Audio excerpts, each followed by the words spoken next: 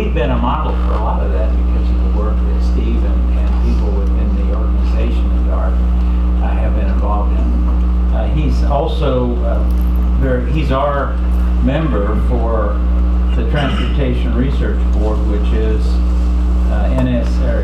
National Association of Sciences in Washington, D.C. And so he connects with a lot of different people. He sees what the trends are and where things are going. So with that, I'd like to introduce Steve Salin. Ask him to come forward. When he's finished, I'll moderate a little bit of Q&A for you folks and let him ask all kinds of questions. So Steve, I'll turn it over to you. Great.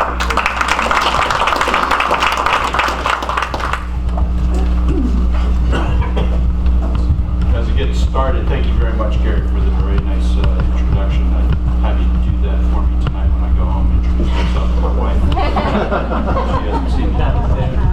Yeah, exactly. Another couple of caveats real quickly. Thank you, one, for having me here today, and certainly thank you to the mayor and city manager and the chamber for having us back out. But the presentation that you're going to see today is a presentation that many of you may have seen at the end of August when we came out and did the public meetings at this very building in August. However, Gary Thomas did that presentation. I am not Gary Thomas. I have a completely different speaking style, and so his jokes won't match up with my jokes. And I will also tell you right now that as a planner, I'm going to talk about numbers in orders of magnitude. So if you're an accountant looking for decimal points and positions, I'm not getting to that level of detail. I'm going to be at a much higher level and talk about things in maybe a little bit more of general nature. So I'll get started with this pretty quickly. What I want to do really is give you a high-level background on where this project was back in 1983 and how it's been a part of the DART system plan since that day. Talk a little bit about kind of the comings and goings of the project, how the scope for the project has changed over time, how it's evolved, and then spend a little bit of time talking about, now that we are here in 2016, how do we plan on bringing this project forward? How do we plan on implementing? Talk a little bit about the timeline and the dollars associated with that, and some of the things that the DART board will be dealing with over the next month or so. And then talk a little bit about the project development, that once the board makes its decision on moving forward, how quickly can we get it to the point where we're under design and ultimately construction. So I'll give you a little sense of what that timeline will look like. I'm going to use this center slide. Can you see me okay from here? Slide. This is the Cotton Belt corridor. It runs from DFW north all the way out to Shiloh Road, approximately 25 miles. DART owns approximately 52 miles of that corridor from Wiley all the way over to north of Fort Worth, about where the stockyards are. The Fort Worth T, the Transportation Authority on the far west side, is developing a project, and they've broken ground and they're coming out to the north end of the airport. We intend to meet them at the airport, where you'll also be able to transfer to the Orange Line that is currently in operation at DFW, and this moves down through Irving, Las Colinas, and on into downtown. So the Cotton Belt project as a whole has a couple of design options that we are looking at. I'll talk a little bit about those in a few minutes, but the North Lake and whether or not we deviate off the alignment, and out here at City Line Bush, we've committed to the city of Richardson that we want to make a connection, direct connection here at the city line. We just have to work out some details as to how that ultimately gets configured. What you see up there on the chart, 10 stations identified in the corridor. That's a plus or minus number. As we go through the development of the project and work on the scope, we will refine that ultimate number, but we do intend to make sure that the Madison is in fact clearly one of the stakes in the ground relative to the overall alignment. One of the nice things about this particular project, and you'll see it in the graphic here in a minute, is that one of the distinct advantages of this particular corridor is that it has an interface with the red line, green line, and orange line, and ultimately with the Metroplex Rail project coming up out of Fort Worth. So the advantages to that is that the way that you might board a train today up in Richardson, you go all the way downtown before you go all the way out to the airport. That's a pretty long trip. With the Cotton Belt in place, 45 minutes or so from Bush out to the airport. To some of you, that may sound like an extremely long trip, and maybe on those days when you drive and you can do that trip in a lot less, that's great, but all you need is one auto accident on 635, and suddenly you have a different trip.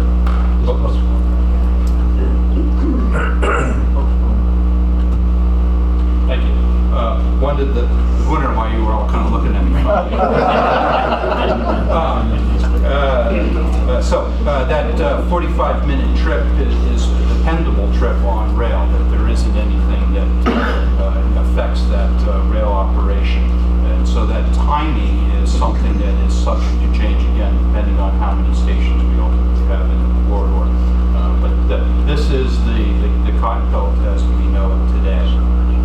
But let's go back a few years. In 1983, as DART was becoming an entity, what you see here is the original service plan that was identified at that point in time.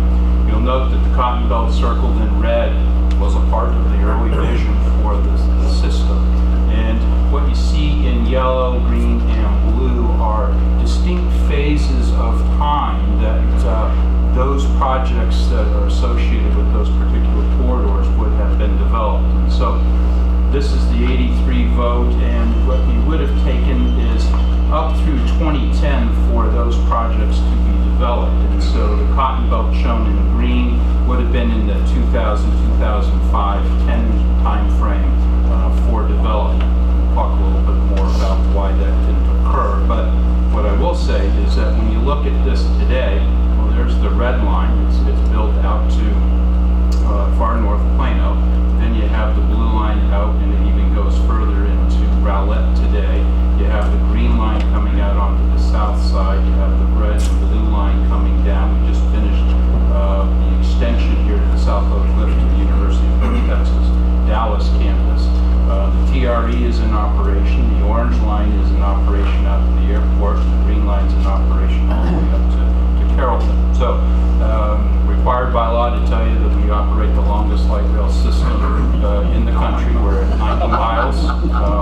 We've got 3 miles that are about to open up, so that puts us at 93. I've got another 3 miles in development right now in terms of the Central Business District project. So we are a very big system.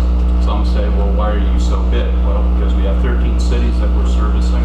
But in addition to that, the population is relatively spread out over these 13 cities, and so it takes a little bit more effort to get to them. But the idea is that over time, with the stations in place, that you'll see more city line developments, that each one of these stations that develops has the opportunity to really turn into something much more significant in terms of employment and residential base. And as a result, that paradigm shift where instead of living further out can change to folks living a little bit closer to where they work.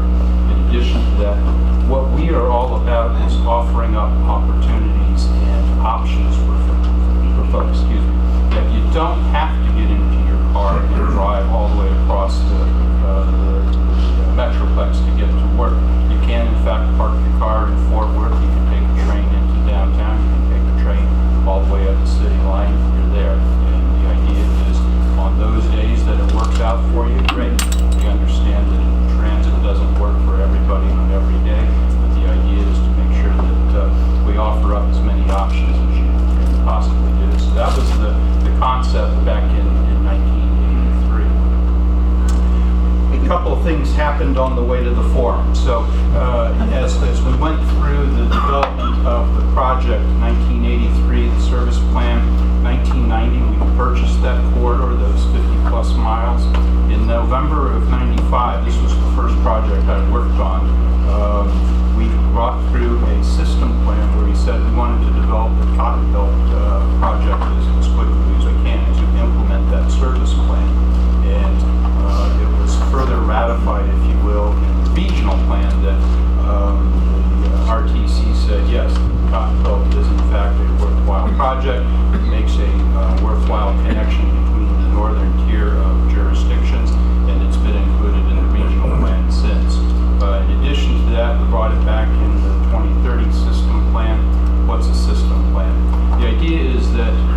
much like your comprehensive plan that you might be familiar with here within the city. It's the long-range vision for how the land use is going to occur at the comp plan level. For us on the transportation side, this is a long-range vision as to how the DART system will look. And we look at not only the rail side, but we also look at the rubber wheel side, buses, and all of our infrastructure and facilities that have to be developed as well. So we continue to include the Cotton Belt in our project. Unfortunately, over this period of time, the world's economy has changed a couple of times, and one of the things that occurred was the downturn in the 2008-2009 timeframe, where our sales tax revenues weren't coming in as anticipated, and anticipate that we would recover fast enough so the project got pushed out, and we were looking at 2035. And we recognized at the time, I think certainly the board did as well, that yes, that was the financial circumstance, but we wanted to do what we could to move it forward. We'll talk a little bit about that in the next couple of slides.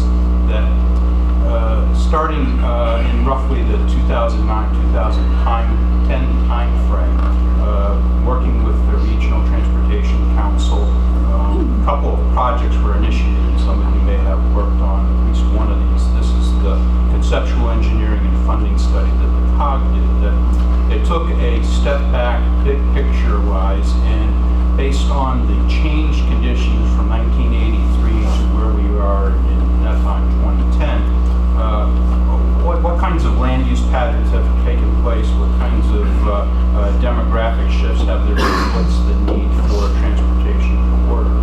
And what it did is it confirmed the fact that the Cotton Belt, again, is a very valuable piece of the transit network and system, especially in the north side. So as a result of that particular effort, DART entered into an agreement with the COG to do what we could to find a way in which to fund and finance the project, to move that project forward as much as we possibly could. And there is a series of meetings and efforts that were taking place during this time to identify, it's one of those issues that we as an agency have no problem borrowing money. The problem is paying it back. And I say that only in the sense that, folks want lots of things very quickly, but when you're using the charge card, if you will, as you're buying out these projects, there's only so much you can do at any one period of time. Go back to the big system map I showed you again a few minutes ago. All of those projects had to be paid for, and so it had a dramatic impact on our ability to bring debt to the table. So we were looking at ways, along with the COG, as to find what we call innovative financing plans. That what other opportunities and options were available out there that, rather than just using the DART sales tax, could be used to help pay for the project and then ultimately sustain it in terms of its operations.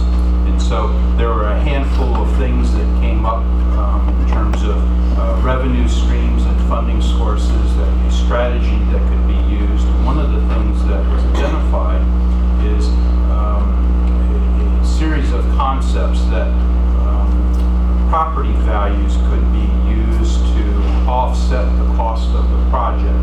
And although that was something that could be considered, it was not necessarily the highest priority. And there were only a handful of stations along the corridor in its entirety that really had the ability to bring lots of dollars to the table for the development of the project. So it didn't really come off very well as a sustainable concept for development of the project.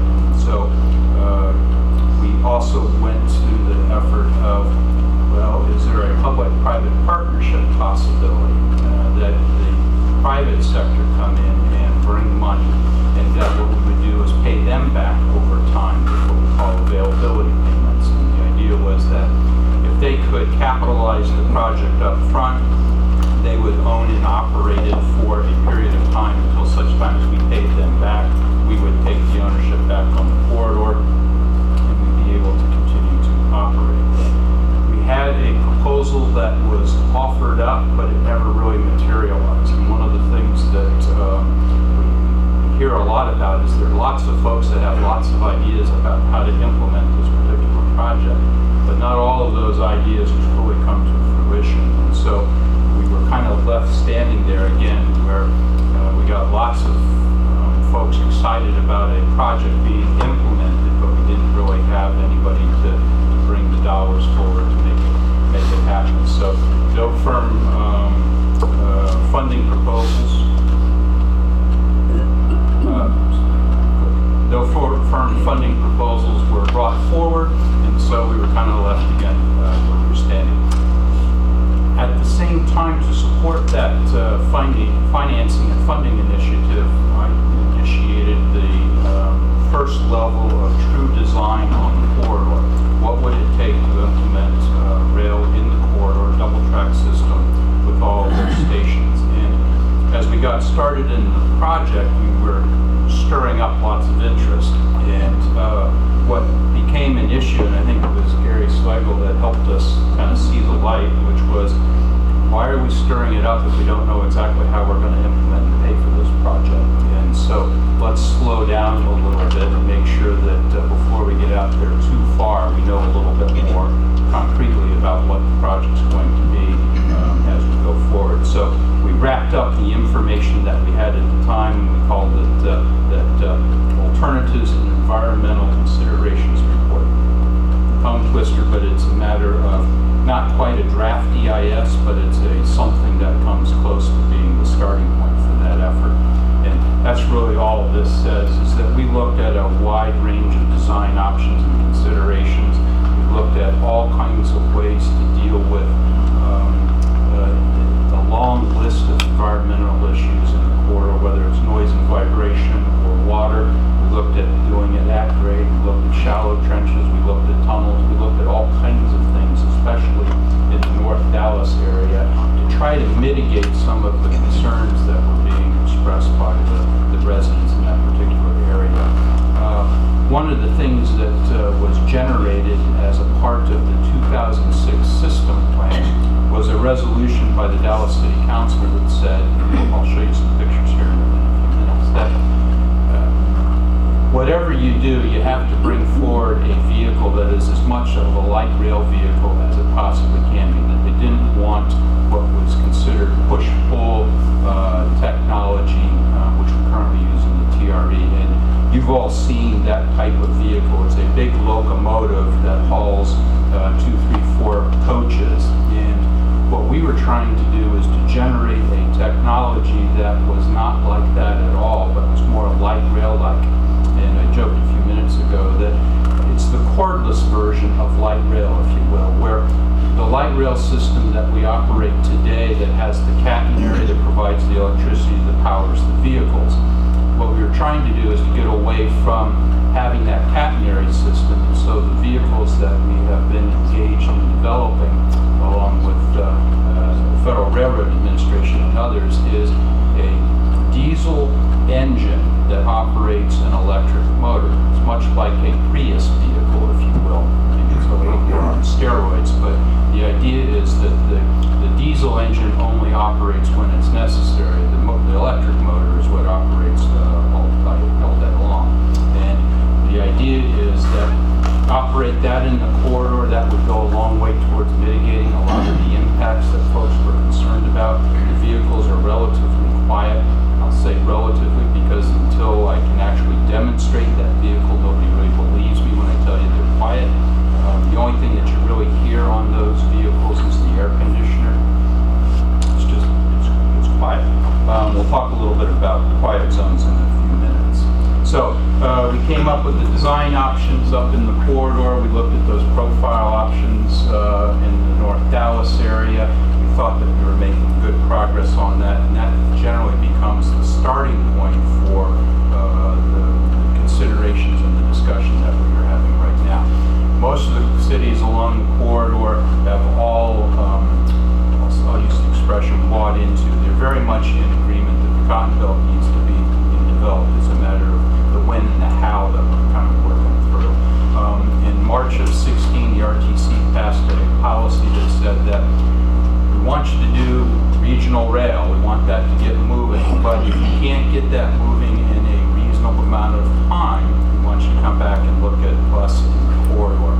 We don't want to do that just yet. We want to make sure that we give the rail opportunity full swing at the plate to make sure that we can, in fact, to implement that project as quickly as we can.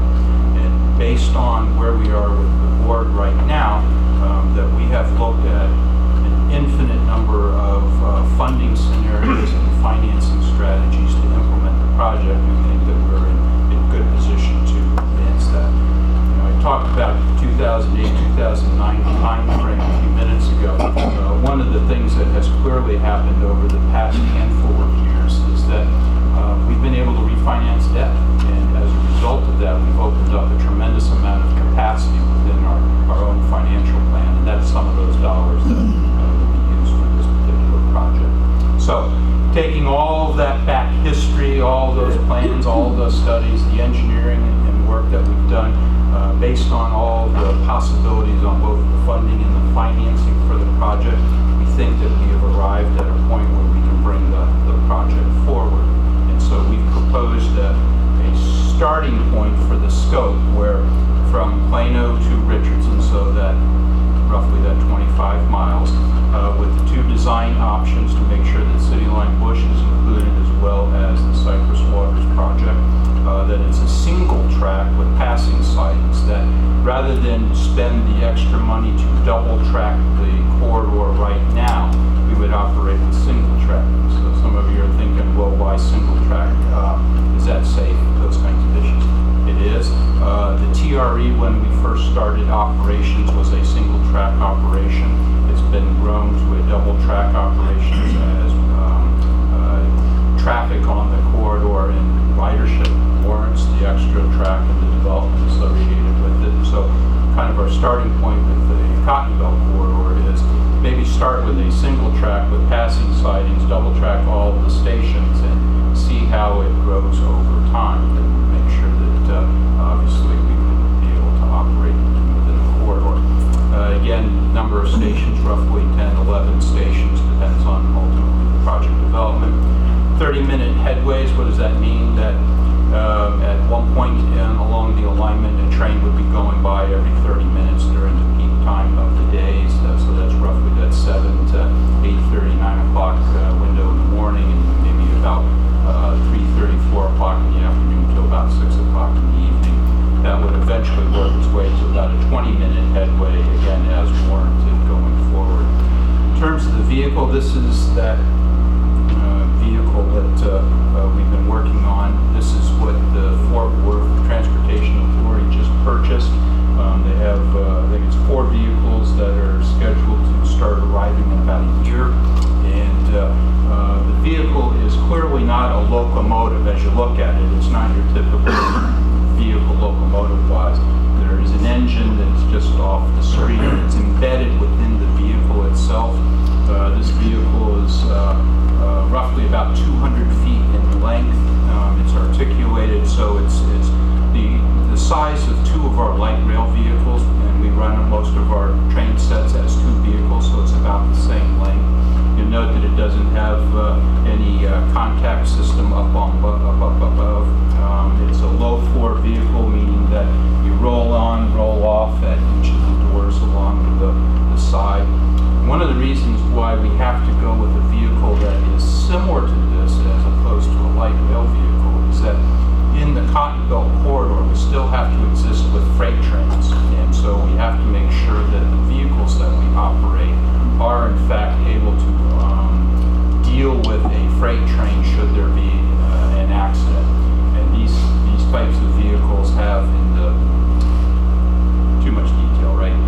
The steel I-beam that runs through these things, and they have a crash energy management system that absorbs the impact associated with it. But again, it's a very safe vehicle and it operates well within the environment that we're talking about.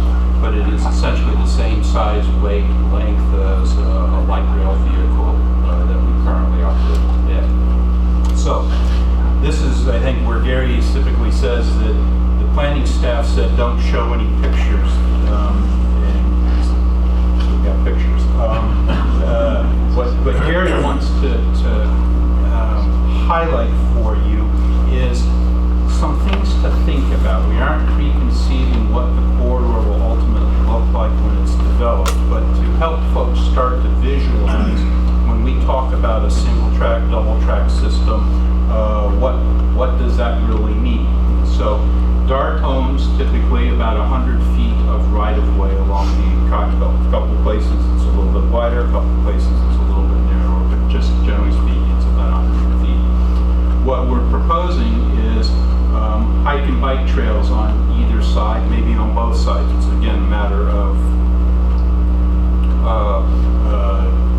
local circumstances as to how that might look. We are proposing a single track, a little bit offset from center line, but in those places where you have the need for passing siding or it's a matter of convenience to put in the second track, it still has the opportunity to fit without having to relocate the center track a second time. We would put in an access road.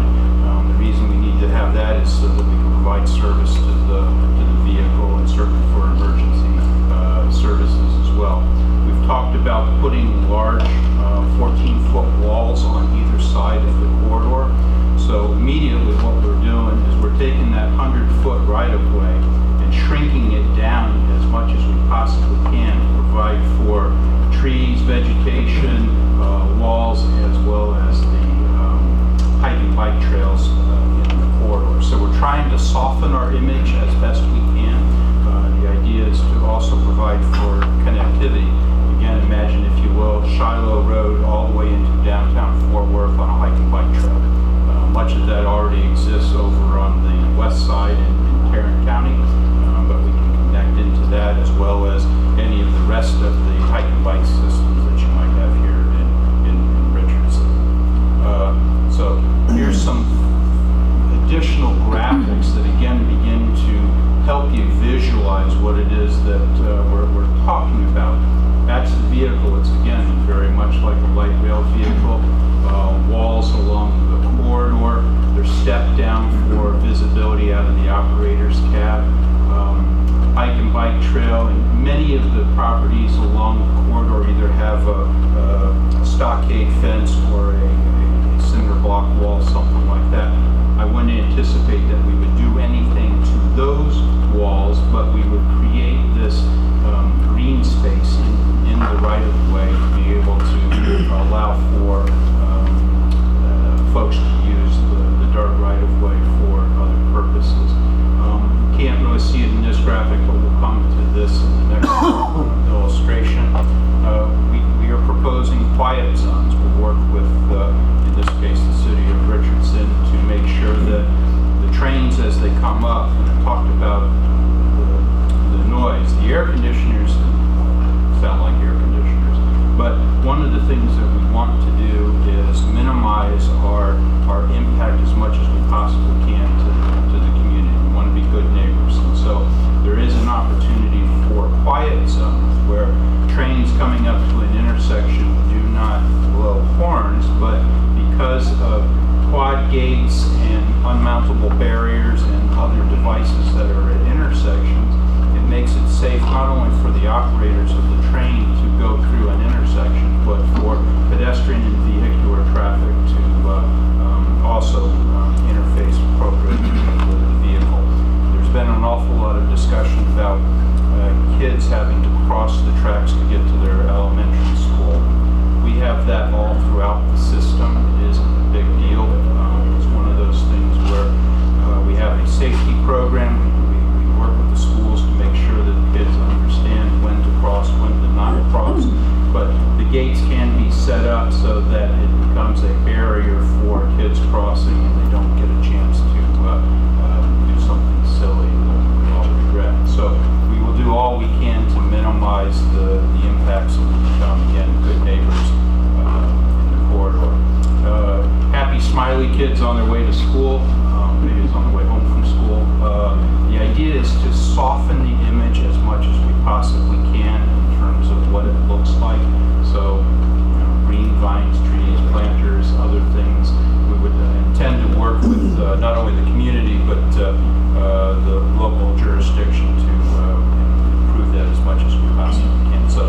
those are thoughts, those are ideas. They aren't the final illustration of what we would propose, but they are a starting point.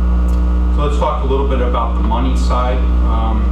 In 2016, the financial plan said 2035 for the development of the Cotton Belt, working to bring it forward. In 2017, we moved it up to 2022 timeframe, so we're trying to shave off as much time as we can. Order of magnitude, about $1 billion project to advance. Right now, that's based on the single track ag grade concept and those kinds of mitigation treatments that I just showed you a minute ago in the slides. That budget will be refined as I go through the engineering and the ultimate design on this. That number will go up, it'll go down, it'll be moved around a little bit, but it is something that we will advance as we go forward.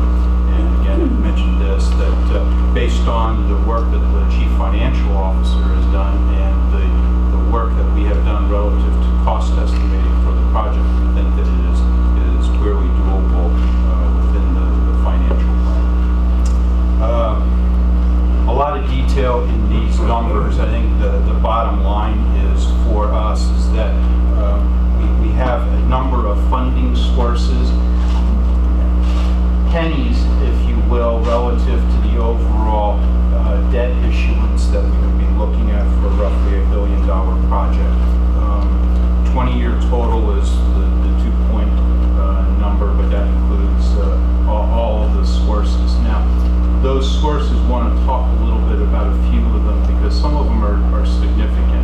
Let's talk about the TIF and Richardson specifically. One of the things that, again, we are very appreciative of and understand is that in Richardson, you're all paying into the DART system with that 1-cent sales tax, and that is what is becoming the foundation for the development of the project. But in addition to that, Richardson has also offered up approximately $18 million worth of TIF funding to help start up the project and contribute a little bit more skin in the game to help us get this thing moving forward, and it's appreciated. Capel, on the other hand, who is not a DART city, is not contributing a 1-cent sales tax, but there would be a station in their vicinity. So one of the discussions that's ongoing with Capel is for a 1/6 contribution of about $51 million over the lifespan of those 20 years. Are you interested? Are you in? Would you like a station? And how can we make that happen? So that gets back to the number relative to this number of stations. If they're in, yeah, maybe there's a station. If they're not, maybe there isn't a station. So we think that we can, based on this funding scenario, advance the project. So next step, the board meets on the 27th, and we'll be dealing with the financial plan as well as the annual budget. And final action is expected in October. As of this moment, I'm going to get started as soon as they give me the go-ahead and money is in the budget. I will get started on the engineering and the environmental documentation for the project, and associated with that will be a very extensive public involvement program. We'll be back out here in Richardson. I don't know if I'm going to say every week, but it's a matter of how often will you have us. We'll be glad to come and see if we can't advance this project. It is going to take a tremendous amount of help from all of you to help us get this project moved forward. And so I'll stop there. Glad to take any questions that you may have. I'm going to go back to the map, if that helps. I'm going to ask Mayor Velker